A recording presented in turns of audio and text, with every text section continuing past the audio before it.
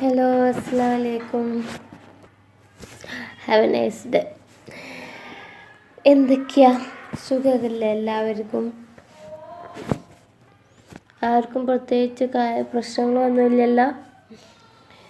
എത്ര പേരുണ്ട് ഇപ്പോൾ ടോട്ടലി ക്ലാസ്സിൽ? കല്യാണം കഴിഞ്ഞവരൊക്കെ വീണ്ടും കല്യാണം, എൻഗേജ്മെൻറ്റും ഒക്കെ, നിക്കാഹൊക്കെ കഴിഞ്ഞവരൊക്കെ ഇപ്പോൾ ഇത് കേൾക്കുന്നുണ്ടോ? അതോ അവരൊക്കെ ടോട്ടലി നിർത്തിപ്പോയോ? ഇനി ഈ വഴിക്കൊന്നും ആരും കാണാൻ കിട്ടൂലേ?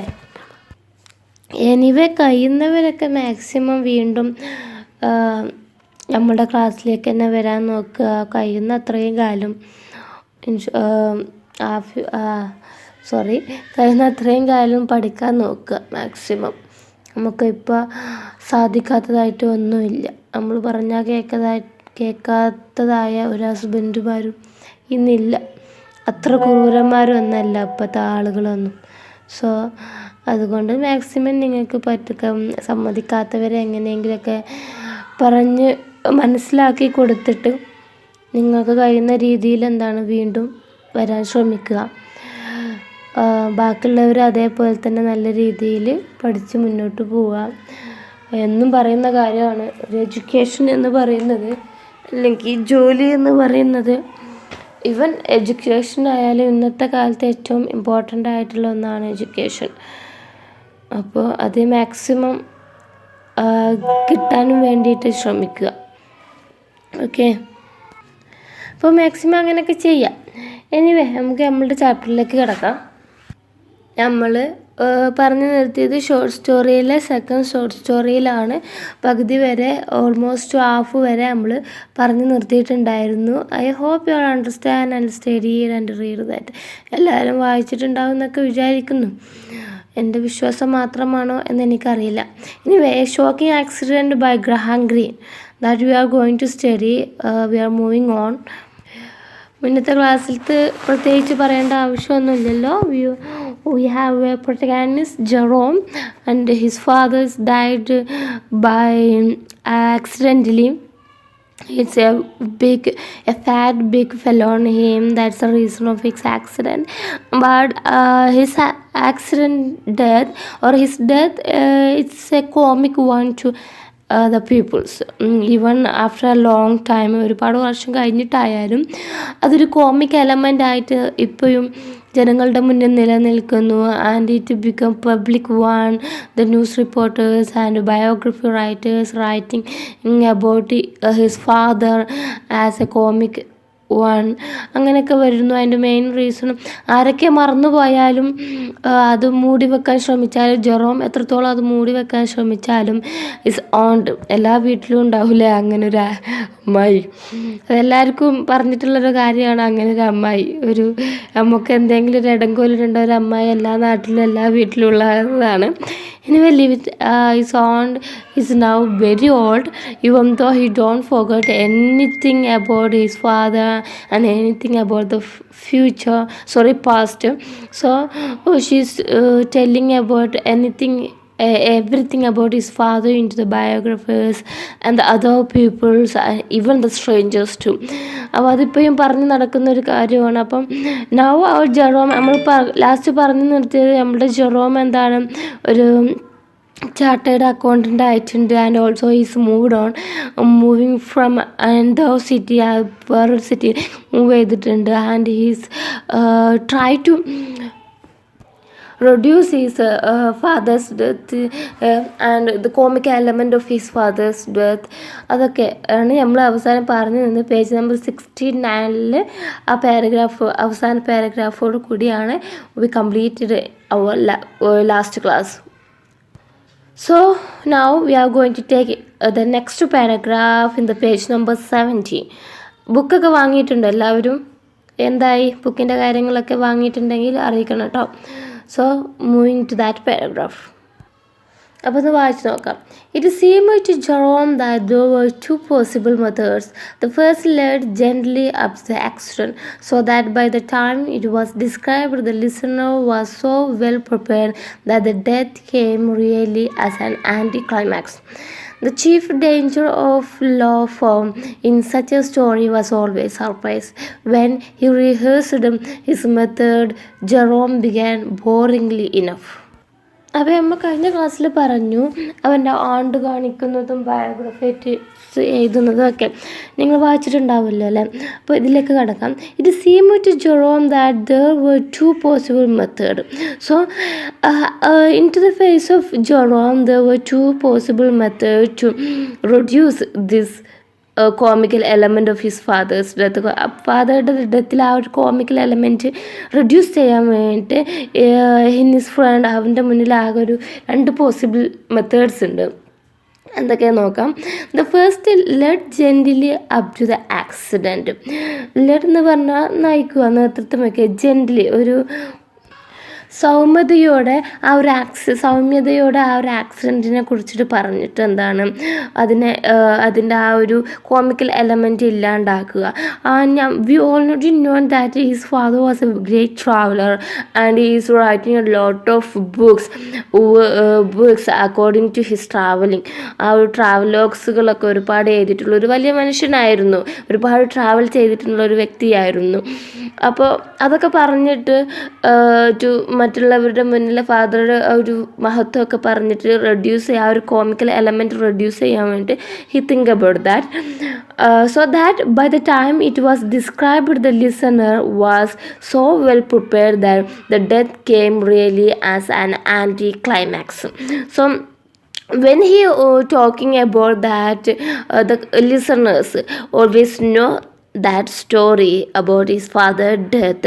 So it don't become a anti-climax. അതുകൊണ്ട് തന്നെ ആ ഒരു ക്ലൈമാക്സിനെതിരെ, സോ ഡെത്തിൻ്റെ ക്ലൈമാക്സ് എന്ന് പറയുന്നത് a big fell on his father's body.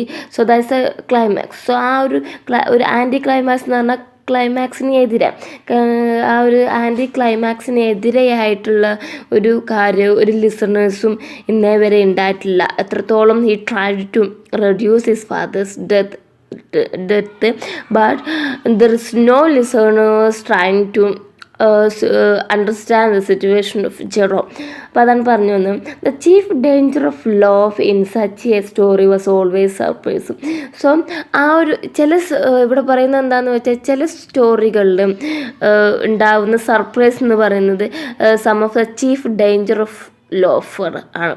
അതായത് ഡേഞ്ചറായിട്ട് ചിരിക്കുക എന്ന് പറയുമ്പോൾ എന്താണ്, ഒരു മറ്റുള്ളവർക്ക് ബുദ്ധിമുട്ടുള്ള രീതിയിൽ, അതായത് മറ്റുള്ളവരെ വേദനിപ്പിക്കുന്ന രീതിയിലുള്ള ചിരികൾക്കാണ് ഡേഞ്ചർ ഓഫ് ലോഫർ എന്ന് പറയുന്നത്. So that's surprising in some stories that we know. ചില സ്റ്റോറികളിലൊക്കെ ഒരു സർപ്രൈസായിട്ട് തോന്നുന്നത് നമുക്ക് അത്ഭുതമായി തോന്നും. എന്തിനാപ്പോൾ ഇവിടെ ചിരിക്കേണ്ട ആവശ്യമില്ലല്ലോ എന്നുള്ള ഒരു തോന്നൽ വരും. സോ അങ്ങനെയുള്ള danger of laughters we can see in some stories that make us surprising.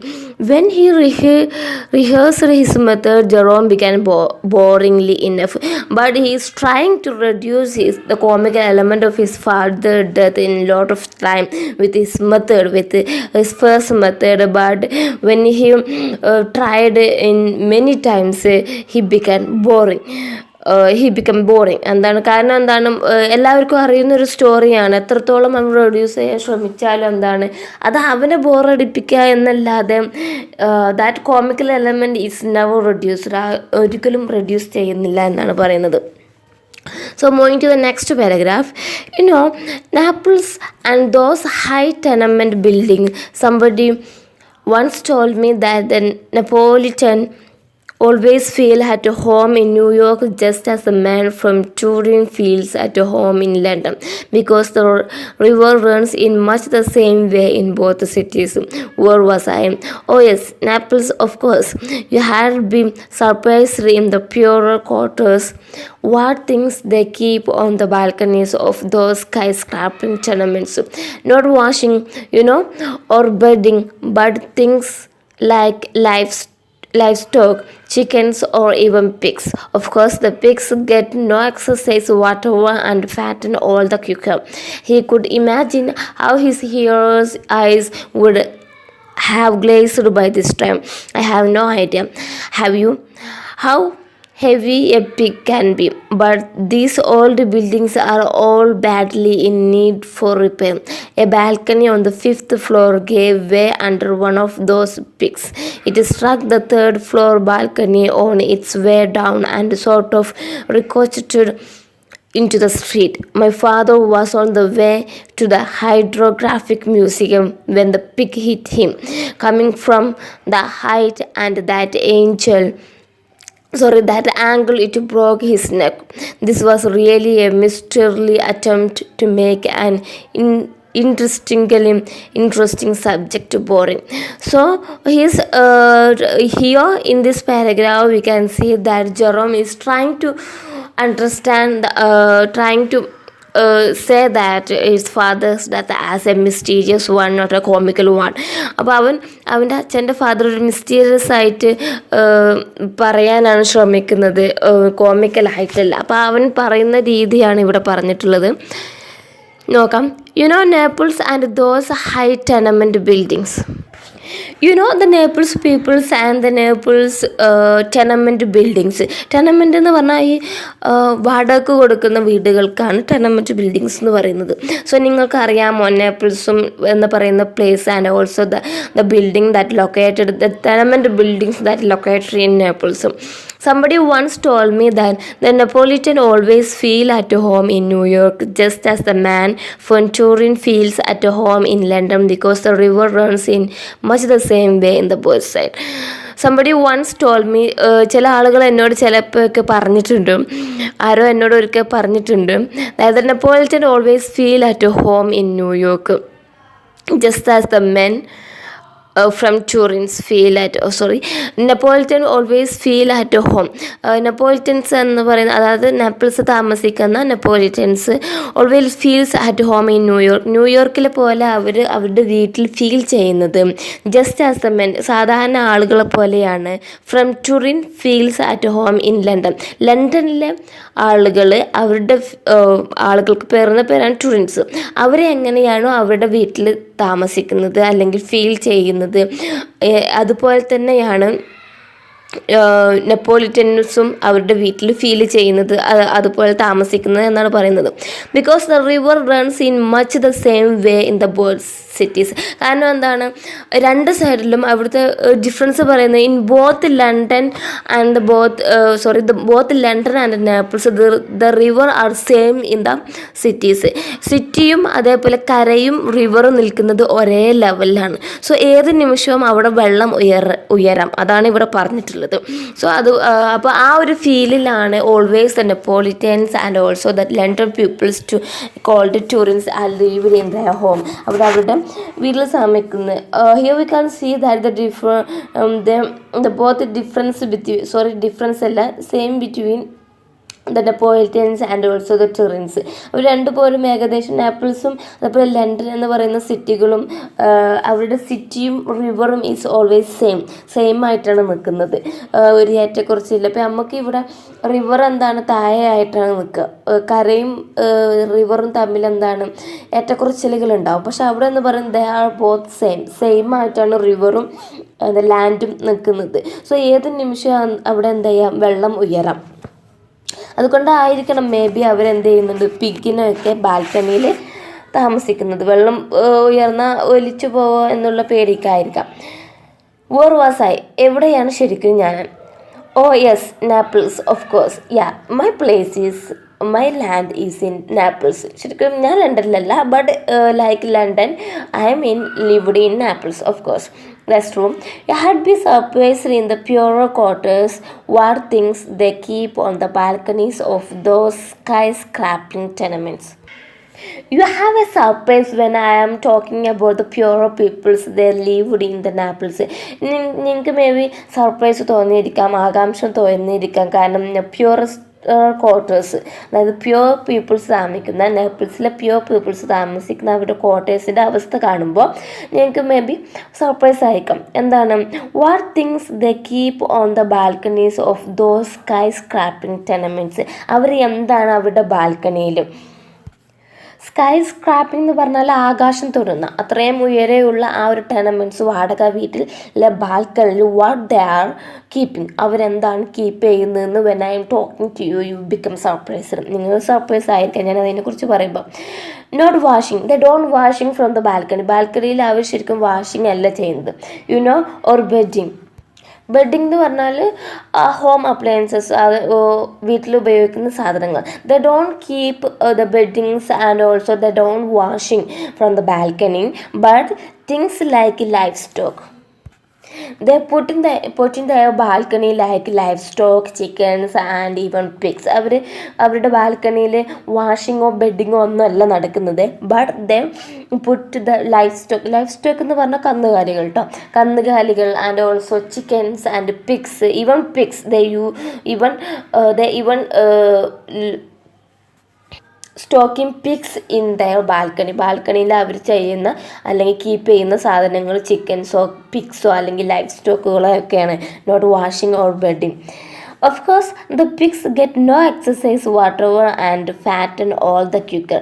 So, when they're keeping their pigs in the balcony, they don't get any movement of any body movement, any exercises. So, they become fatter or become fat in quicker in speed. അവിടെ പറയുന്നത് എന്താണ്, ബാൽക്കണിയിൽ പിഗിനെ വെക്കുന്ന സമയത്ത് എന്താണ്, പിഗിന് പ്രത്യേകിച്ച് എക്സസൈസുകളൊന്നുമില്ല. കാരണം അതുകൊണ്ട് തന്നെ എന്താണ്, ദേ ബിക്കം മോർ ഫാറ്റ്, ഈസി ആയിട്ട് പെട്ടെന്ന് എന്താണ് തടിച്ച് വരും. കാരണം തിന്നുക മാത്രമേ ഉള്ളൂ, പ്രത്യേകിച്ച് നടക്കുകയോ മേയുകയോ അങ്ങനത്തെ കാര്യങ്ങളൊന്നും ഇല്ലാത്തത് കാരണം they become more fatten easily and quicker. പെട്ടെന്ന് എന്താണ് അവരെന്താണ് തടി കൂടി വരും, നല്ല ഫാറ്റായിട്ട് വരും. He could imagine how his heroes eyes would have glazed by this time. അപ്പോൾ ഇതെന്താണ് അവൻ ആളുകൾക്ക് പറഞ്ഞു കൊടുക്കുന്ന രീതിയാണ് ഇപ്പോൾ പറഞ്ഞു കേട്ടോ. In that moment he's imagine that or he's watching that how the here's of the how the eyes or how the strangers hearing in that time and how the strangers eyes glazed into him. എങ്ങനത്തെ ഒരു നോട്ടമാണ് അല്ലെങ്കിൽ എങ്ങനെയാണ് ആ ഒരു ആൾക്കാർ അത് ശ്രദ്ധിച്ച് കേൾക്കുന്നത് അല്ലെങ്കിൽ കാണുന്നത്, അവരുടെ കണ്ണുകളുടെ മൂവ്മെൻറ്റ് എങ്ങനെയാണെന്നൊക്കെ ഇവൻ ശ്രദ്ധിക്കുന്നുണ്ട് കേട്ടോ ആ സമയത്ത്. കാരണം മാക്സിമം ഈ reduce the comical element of his father's death, അത് റെഡ്യൂസ് ചെയ്യാൻ വേണ്ടിയിട്ടുള്ള ബത്തപ്പാടിലാണ് ഇവൻ. അപ്പോൾ ഇവൻ ഇത് ഓരോന്ന് പറയുന്ന സമയത്തും he's searching their eyes, the heroes eyes, കേൾക്കുന്നവരുടെ ഐസുകൾ ശ്രദ്ധിക്കുകയാണ്. How they glazing at that time, how they looking at me എന്ന് ശ്രദ്ധിക്കുകയാണ്. I have no, then he is continuing, I have no idea how heavy a pig can be, but these old buildings are all badly in need of repair. So he's continuing that I don't have any idea how much a pig can be heavy. എനിക്കറിയില്ല ഒരു pig എത്രത്തോളം heavy ആവാൻ കഴിയുമെന്ന് എനിക്കറിയില്ല. And also that balconies are want to or that buildings are want to more repair. That buildings are become bad enough, so that want to rebuild or repair. ആ ബിൽഡിങ്ങുകളൊക്കെ എന്താണ് ഒരു പഴയ അപ്പാർട്ട്മെൻറ്റുകളായത് കാരണം അതിനെന്താണ് കൂടുതൽ റിപ്പയർമെൻറ്റിൻ്റെ ആവശ്യമുണ്ട്. ബിൽഡിങ്ങുകളൊക്കെ അത്രയും പൊട്ടിപ്പൊളിഞ്ഞിട്ടുണ്ട്. സോ അത്രയും ഫാഷനായിട്ടുള്ള പിക്കിനെ ഒന്നും കീപ്പ് ചെയ്യാനുള്ള ഒരു കാപ്പബിലിറ്റി ആ ബിൽഡിങ്ങിന് ഉണ്ടായില്ല. So that building need repair. A balcony on the 5th floor gave way under one of these pigs. അതുപോലെ some of the balcony from the 5th floor keeping a pig on their balcony. 5th ഫ്ലോറിലെ ബാൽക്കണിയിൽ they keeping a pig, some pigs. It struck the 3rd floor balcony on its way down and sort of ricocheted into the street. And one day a pig from that floor, from the 5th floor, it fell down into the 3rd floor and it ricocheted into the street. Ricochet എന്ന് പറഞ്ഞാൽ തെന്നി തെറിക്കുക കേട്ടോ, തിരികെ തെറിക്കുക എന്നൊക്കെ പറയും. ഒന്നും കൂടി എവിടെയെങ്കിലും തട്ടി ഒന്നും കൂടി തെറിക്കുന്നതിനാണ് റിക്കോഷറ്റ് എന്ന് പറയുന്നത്. So one day pig were down into the third floor, and from that it requested into the street. ഒരു പിക്ക് ഫ്രം ദ ഫിഫ്ത്ത് ഫ്ലോർ, ഒരു പിക്ക് താഴേക്ക് വീണ് തേർഡ് ഫ്ലോറിൽ തട്ടിയിട്ട് വീണ്ടും സ്ട്രീറ്റിലേക്ക് വീണു. My father was on the way to the hydrographic museum when the pig hit him. In that moment, when the pig is fell into the street or way down into the street, my father is going to the or way into the hydrographic museum. എൻ്റെ father ആ സമയത്ത് എന്താണ് hydrographic മ്യൂസിയത്തിലേക്ക് പോകുന്ന സമയമായിരുന്നു. And that the time a pig fell on him. Coming from the height and that angle, it broke his neck. So that pig is coming from a height, very height. You can see that from the fifth floor. So it in that angle it broke my father's neck. അപ്പോൾ ആ ഒരു അത്രയും ഹൈറ്റിൽ നിന്ന് അത്രയും ആംഗിളിൽ നിന്ന് വരുന്ന ഒരു സാധനം താഴേക്ക് വീണപ്പോൾ എൻ്റെ ഫാദറുടെ കഴുത്ത് എന്തായി ബ്രോക്കായി പൊട്ടി. That's a reason of my father's death. So ഇങ്ങനെ ആ ഒരു പിഗിൻ്റെ പ്രോബ്ലം ആക്കിക്കൊണ്ടും അതേപോലെ തന്നെ പൊളിറ്റൻസിൻ്റെ പ്രോബ്ലം ആക്കിക്കൊണ്ടും ആൻഡ് ഓൾസോ ദ ബിൽഡിങ്ങിൻ്റെ റിപ്പയറിൻ്റെ ആവശ്യമുണ്ട്, അങ്ങനെ ഒരു ബിൽഡിങ്ങിൻ്റെ ഇഷ്യൂ ആക്കിക്കൊണ്ടും എന്താണ് he's trying to reduce the comical element. മനസ്സിലാവുന്നുണ്ടല്ലോ അല്ലേ അവൻ എത്രത്തോളം അതിനൊരു കോമിക്കൽ അല്ല എന്ന് കാണിക്കാൻ വേണ്ടിയിട്ട് എന്താണ് അവൻ അതൊരു ബാൽക്കണിയുടെ അല്ലെങ്കിൽ ആ ബിൽഡിങ്ങിൻ്റെ പ്രശ്നമായിട്ട് കാരണമാണ് അത് താഴേക്ക് വീഴുന്നതെന്നും and also the situation of the street and the river street ലെവലിൽ നിന്നത് കൊണ്ടുമാണ് അവർക്ക് ആ ഒരു പിഗിനെ ബാൽക്കണി വെക്കേണ്ടി വന്നത് എന്നുള്ളതൊക്കെ പറഞ്ഞ് അത് അച്ഛൻ്റെ ഒരു കോമിക്കൽ എലമെൻ്റ് ഇല്ലാണ്ടാക്കാനുള്ള ശ്രമമാണ് ഇപ്പോൾ നമ്മളിവിടെ കണ്ടത്. This was really a mystery attempt to make an interesting subject boring. So ഇത് അവൻ്റെ ഒരു അറ്റംപ്റ്റ് ആയിരുന്നു. അത്രയും ഇൻട്രസ്റ്റ് മറ്റുള്ളവർക്ക് എന്താണ് അവൻ്റെ ഫാദറുടെ കോമിക്കൽ എലമെൻറ്റ് ഓഫ് ഡെത്ത് കേൾക്കുമ്പോൾ എന്താണ് ഇറ്റ് ഇൻട്രസ്റ്റിംഗ് ടു ഹിയർ, അവർക്ക് ഇൻട്രസ്റ്റ് ആണ് കേൾക്കാൻ. സോ ആ ഒരു ഇൻട്രസ്റ്റിംഗ് സബ്ജക്റ്റിനെ ബോറിംഗ് ആക്കി മാറ്റുന്നത് അവൻ ഈ ഒരു രീതിയിലൂടെയാണ്. So hope you understand. മനസ്സിലായിട്ടുണ്ടാവും എന്ന് വിചാരിക്കുന്നു കേട്ടോ. മനസ്സിലാകുന്നില്ലേ?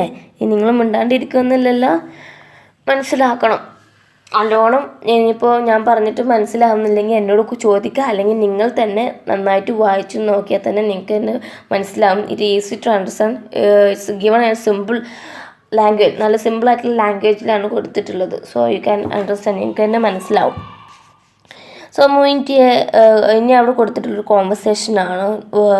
Look what it is. The other method Jerome rehearsed at the virtue of brevity. അപ്പോൾ നമ്മൾ ആദ്യം പറഞ്ഞായിരുന്നു there is 2 methods to reduce his father's death. ആ 2 മെത്തേഡ് അവൻ പറഞ്ഞിരുന്നു. The first method that we can see now, നമ്മൾ first മെത്തേഡാണ് നമ്മൾ നേരത്തെ കണ്ടത്. അവൻ്റെ ആ ഒരു രീതി the telling his father's is a different way, മറ്റൊരു രീതിയിലാക്കി പറഞ്ഞ് കൺവിൻസ് ചെയ്യിക്കുന്നത്. സോ അതാണ് പറഞ്ഞത്. The second method is Jerome rehearsed had the virtue of brevity. ഇനി അവൻ്റെ ഒരു രണ്ടാമത്തെ മെത്തേഡ് എന്ന് പറഞ്ഞാൽ വിർച്യു ഓഫ് ബ്രേവിറ്റിയാണ്. അതായത് ഒരു പദപ്രയോഗത്തിലൂടെ ഒരു യോഗ്യത, വിർച്യു പറഞ്ഞാൽ യോഗ്യത, ബ്രേവിറ്റി എന്ന് പറഞ്ഞാൽ ഹാസ്യം, അല്ലെങ്കിൽ പദപ്രയോഗം എന്നൊക്കെ പറയാം. ആ ഒരു രീതിയിൽ ആ ഒരു മെത്തേഡാണ് യൂസിങ്. അപ്പം അതാണ് പറയുന്നത്. My father was killed by a pig. എൻ്റെ ഫാദർ ആര് കൊന്നു? ഒരു പിഗ് കൊന്നു. Really in India? അപ്പോൾ കേൾക്കുന്ന ആൾ ചോദിക്കുകയാണ്, is it real a pig is killed your father from in India? അപ്പോൾ അവർ ചോദിക്കുകയാണ് ഇന്ത്യയിൽ വെച്ചിട്ട് തന്നെയാണെന്ന് ചോദിക്കാം. No, in Italy. അപ്പോൾ അവൻ പറയാണ് no, it is from Italy. ഇറ്റലിയിൽ വെച്ചിട്ടാണ് എൻ്റെ ഫാദർ ഒരു പിഗ് കൊല്ലുന്നത്. അപ്പോൾ കേൾക്കുന്ന ആൾ പറയുകയാണ്, how interesting, I never realised there was a pig sticking in Italy. Was your father keen on polo? അപ്പോൾ കേൾക്കുന്ന ആൾ പറയണം, how interesting. So it was interesting to hear because I don't hear that there is pig in Italy. Italy pig ഉണ്ട് എന്ന് എനിക്കറിയില്ലായിരുന്നു എന്നാണ് അത് കേൾക്കുന്ന ആൾ പറയുന്നത്. And also was your father keen on polo? അപ്പോൾ അവൻ അത് കേൾക്കുന്ന ആൾ ഒന്നും കൂടി ചോദിക്കണം, was your father keen on polo? Polo എന്ന് പറഞ്ഞാലും ഈ കുതിരപ്പുറത്ത് ഇരുന്നിക്കാണ്ട് പന്ത് തട്ടി കളിക്കുന്ന ഒരു ടൈപ്പ് ഓഫ് ഗെയിമിനെയാണ് പോളോ എന്ന് പറയുന്നത് കേട്ടോ. കുതിരപ്പുറത്ത് ഇരുന്നിക്കാണ്ട് പന്ത് കളിക്കുക, അങ്ങനെയുള്ളൊരു ഗെയിമിനെയാണ് പോളോ എന്ന് പറയുന്നത്. കീ എന്ന് പറഞ്ഞാൽ വാശിയേറിയ അങ്ങനെ ഒരു മത്സരത്തിൻ്റെ ഒരു ആളായിരുന്നോ യോ ഫാദർ എന്ന് ചോദിക്കുകയാണ്. അടുത്ത പാരഗ്രാഫ് വായിക്കാം. In course of time neither too early nor too late rather as though in his capacity as a chartered accountant, Jerome had studied the statistics and taken the average. He became engaged to be married to a pleasant, fresh-faced girl of 25 whose father was a doctor in Pinno. Her name was Sally. Her favorite author was still Hugh Walpole, and she had adored babies ever since she had been given a doll at the age of 5, which moved its eyes and made water. Their relationship was contented rather than existing, as become the love affair of a chartered accountant. It would never have done if it had interfered with the figure. അപ്പോൾ അങ്ങനെ നേരത്തെ പറഞ്ഞ പോലെ keen polo interested ആയിട്ടുള്ള ആളാണെന്ന് ചോദിക്കുമ്പോൾ അപ്പോൾ അവിടെ നമുക്ക് മനസ്സിലാക്കേണ്ടത് എന്താണ്, അവൻ്റെ ഒരു ഫാദറെ അവൻ ഗ്രേറ്റസ്റ്റ് ആയിട്ടാണ് കാണിക്കുന്നത്. ഇറ്റ് ഫ്രം ദ ഇറ്റലിയിൽ വെച്ചിട്ടാണ്. So here we can understand he's A traveller and also A game lover എന്നൊക്കെ ഒരു എന്താണ് ഒരു നല്ലൊരു ധൈര്യമുള്ളൊരു കറേജസ് ആയിട്ടുള്ള ഒരാളാക്കി മാറ്റുകയാണ് ചെയ്യുന്നത് മറ്റുള്ളവരോട് പറയുന്ന സമയത്ത്. ഇനി അടുത്തത് അവനൊരു അവർ protagonist is stepping stone in to a new life. അവൻ പുതിയൊരു ലൈഫിലേക്ക് കടക്കുകയാണ്. പറയാം. In course of time neither too early nor too late. In course of time അങ്ങനെ അവൻ്റെ is life is moving on neither too early or new too late. It's not too early, it's not too aged or അത്ര ഏജ്ഡും അല്ല, എന്നാൽ എന്താണ് അത്ര ലേറ്റും ആയിട്ടില്ല അത്ര നേരത്തെ ആയിട്ടില്ല എന്നുള്ള മട്ടിലാണ് അവർ പറഞ്ഞിട്ട്. റാദർ ആസ് എന്നിരുന്നാലും in his capacity as a chartered accountant now we know that now he is a chartered accountant. Jerome had studied statistics and taken the average. While he is working as a chartered accountant, he studied statistics and taking his average mark. എന്താണ്, chartered അക്കൗണ്ടൻ്റായി work ചെയ്യുന്ന സമയത്ത് he take statistics and passed as an average mark. He became engaged to be married. So now he wants to be married. He is trying to marry a lady, a girl. അവനിപ്പോൾ എന്താണ്, ഒന്ന് കല്യാണം കഴിക്കണം. To a pleasant, fresh-faced girl of 25 whose father was a doctor in Pinno. എന്താണ്, ഒരു പെൺകുട്ടിനെ കണ്ടെത്തിയിട്ടുണ്ട്. She's look a fresh faced girl, look a good girl, and also her age was 25 and also she's a doctor from Pinner എന്ന് പറയുന്ന ഒരു സ്ഥലത്തിലെ ഡോക്ടറുടെ മകളാണ് അവൾ. 25-year-old ആണ്. Her name was Sally.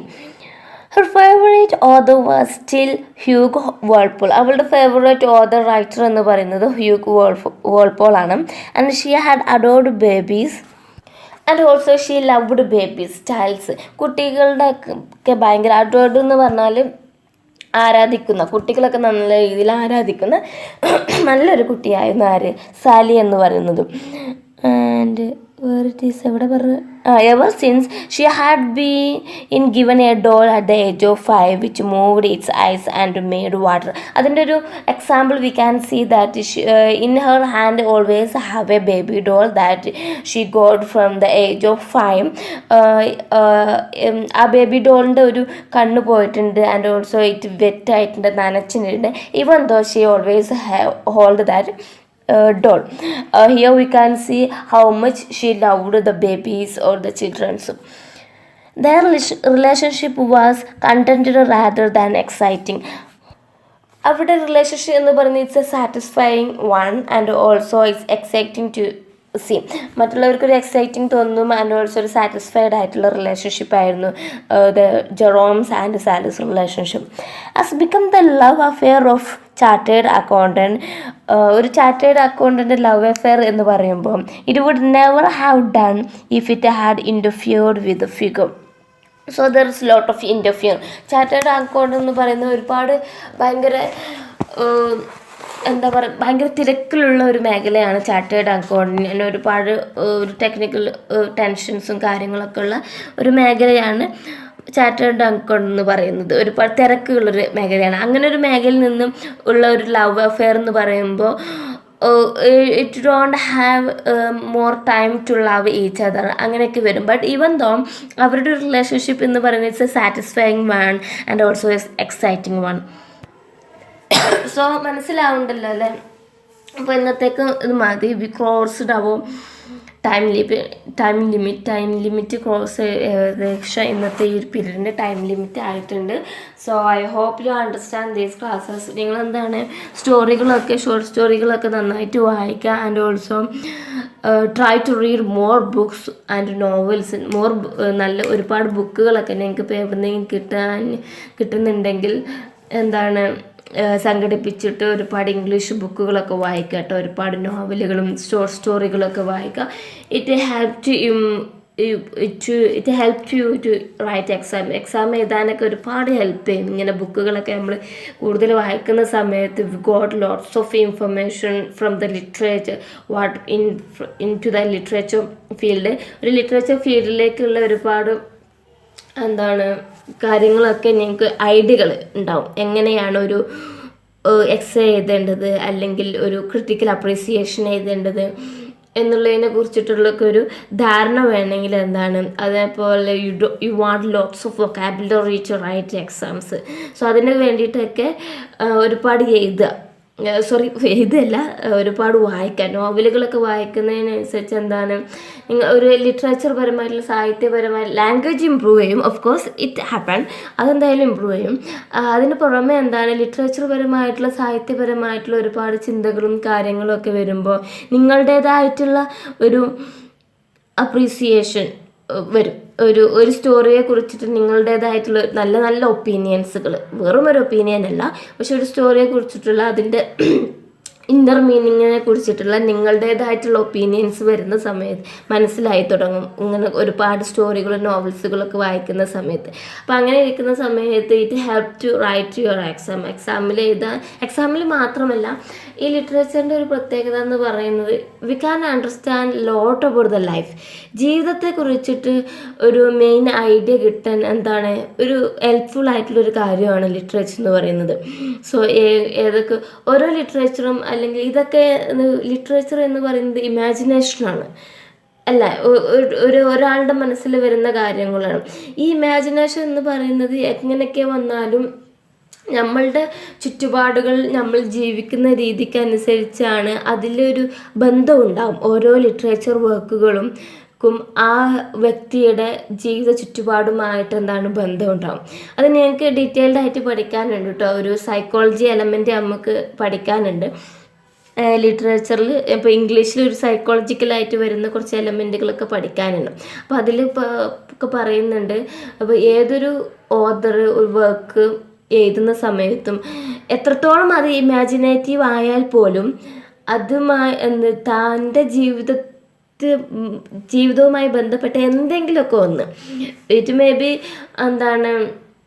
about the background or about his own life അങ്ങനെയൊക്കെ എന്തെങ്കിലുമൊക്കെ എന്തെങ്കിലുമൊക്കെ ഒരു റിയാലിറ്റി അതിൽ ഇൻക്ലൂഡഡ് ആയിട്ടുണ്ടാവും. സോ അപ്പോൾ നമ്മൾ കൂടുതൽ ലിറ്ററേച്ചർ വായിക്കുന്ന സമയത്ത് we can understand more about the reality സിറ്റുവേഷനുകൾ, നമ്മുടെ ജീവിതത്തിൽ നടക്കുന്ന സിറ്റുവേഷനുകളും റിയാലിറ്റികളൊക്കെ കൂടുതൽ മനസ്സിലാക്കാൻ കഴിയും. സോ അതുകൊണ്ട് ഒരുപാട് ബുക്കുകൾ വായിക്കുക. അത് പല കാര്യങ്ങൾക്കും നിങ്ങൾക്ക് ഹെൽപ്ഫുൾ ആയിട്ട് to improve your language skill, അങ്ങനെ പല കാര്യങ്ങൾക്കും ഹെൽപ്ഫുൾ ആയിട്ടുള്ള ഒന്നാണ് ബുക്കുകളൊക്കെ ഒരുപാട് വായിക്കുക എന്ന് പറയുന്നത്. ഈ ടീച്ചേഴ്സ് ബുക്ക് ഇങ്ങനെ വായിക്കുക എന്ന് പറയുന്നത് വെറുതെ വായിക്കാൻ വേണ്ടിയിട്ടല്ല. അത് നിങ്ങൾ ഒരു തമാശക്ക് തുടങ്ങിയാൽ മതി. വെറുതെ വായിക്കാനായാലും ഒരു എൻ്റർടൈൻമെൻറ്റ് വേണ്ടിയിട്ടായാലും അല്ലെങ്കിൽ ടൈം ലാപ്സിന് നേരം പോക്കിന് വേണ്ടിയിട്ടായാലും വായിച്ചാൽ മതി.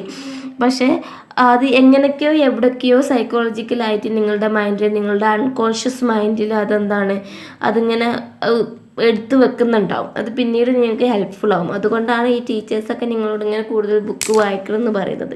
അതിപ്പോൾ നിങ്ങൾക്ക് ഇംഗ്ലീഷ് ലാംഗ്വേജിലുള്ള ബുക്ക് തന്നെ ആവണമെന്നില്ല. മലയാളം നോവൽസോ മലയാളം ഷോർട്ട് സ്റ്റോറീസോ ആയാലും മതി. ഇംഗ്ലീഷിലാവണമെന്ന് ഞാൻ പറയാൻ കാരണം അതിന് വേറൊരു ഫാക്ടറും കൂടി ഉണ്ട്. It improve your language skill. അതിന് വേണ്ടിയിട്ടാണ് ഇംഗ്ലീഷും കൂടി ആക്കിയാൽ കൊള്ളാമെന്ന് പറയുന്നത്. സോ ഏത് ലാംഗ്വേജിലായാലും വേണ്ടില്ല, നിങ്ങൾ കൂടുതലും ഇതുപോലത്തെ ലിറ്ററേച്ചർ വർക്കുകൾ വായിക്കാൻ ശ്രമിക്കുക.